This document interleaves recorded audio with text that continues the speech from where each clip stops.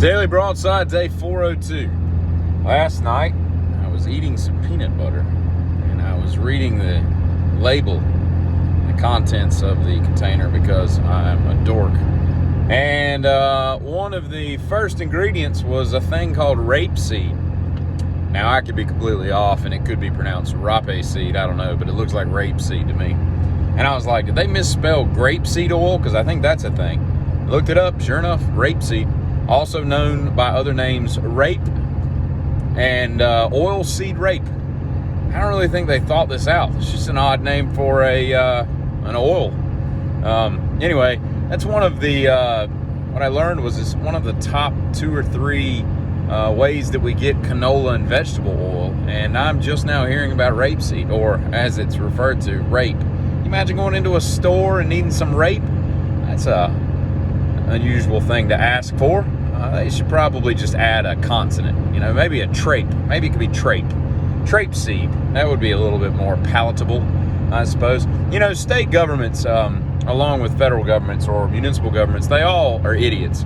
I say that because government can't do anything efficiently. I mean, I think if you know anything about government, you would agree on that. Private business just works better because there's a profit, a bottom line. Nobody cares about the money in government, right? So they do very few things that are very efficient or well-designed or whatnot. But I gotta say, at least in North Carolina, state parks are done really well. I've never been to a state park, and I've probably been to a dozen of them over the years, whether camping or hiking or mountaineering, whatever, right? And they all are just, I like the fact that they're just facsimiles of each other, the signage, the plumage, I can't think of any other words that start with A or end in AGE. My suffix skills are losing me anyway, or I'm losing them, one or the other. But yeah, so state parks, well done. Why can't you do the rest of government like you run state parks? And I'll tell you another thing while I'm thinking about it. In North Carolina, rest areas they're not a bad deal either.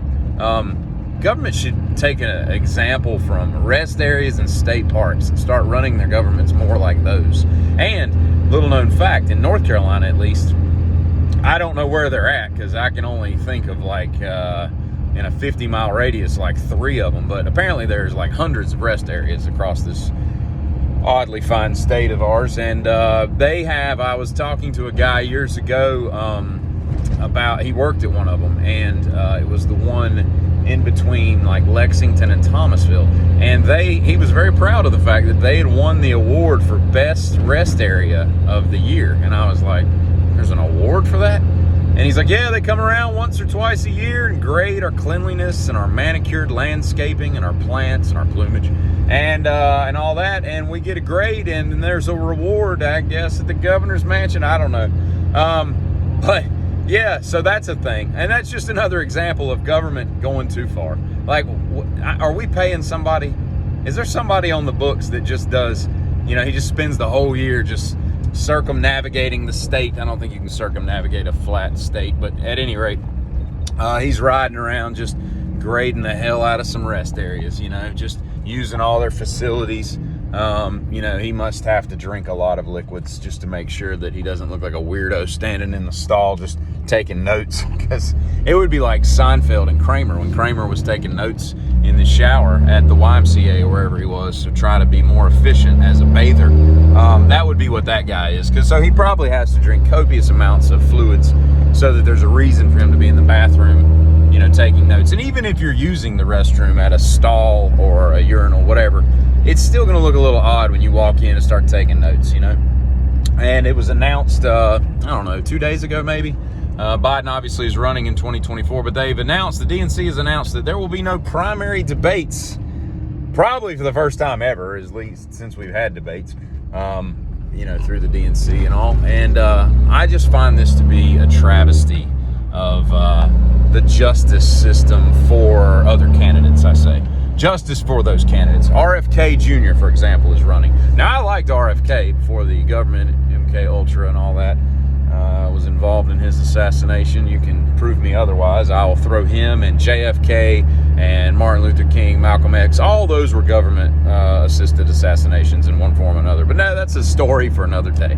But RFK Jr. is running. And if he's anything like his father, I haven't really looked into it that much, but I still got to figure out what's wrong with his voice. He looks like he's had some vocal cords worked on or something, but at any rate, I liked his dad. I thought his dad would have been JFK 2.0, like a better version of JFK, and I might have said that in the past, but unfortunately for him, he's not going to get to be on the main stage with Biden, because they're going to hide that dude, and they know for a fact that if he gets up there and has to debate, and Harris as well, on that stage, he's going to look like an incompetent buffoon, which he already is. The dude can't even read from a teleprompter. He surely can't be expected to go off the cuff and start talking. It would be a blithering mess, you know? So that's kind of sucks, because too, I don't care who's debating. I love gubernatorial debate. I love debates. Debate is like one of the best things. I don't want them to end. It's like 2 hours. Come on. Let's do 14 hours. Let's just see who has to piss first, you know? Stand up there until you can't stand anymore. So unfortunately, there's not going to be any DNC debates, which obviously means that if he wins the primary, there's certainly not going to be any debates. I mean, they only did one last time, I think, between Trump and Biden, if I recall, because again, they're shielding him, and his decline, mentally speaking, has gone way left of center since then. So although it's in their best interest, it is not in the best interest of the informed voter or the voter who wants to be informed. Hey, good day.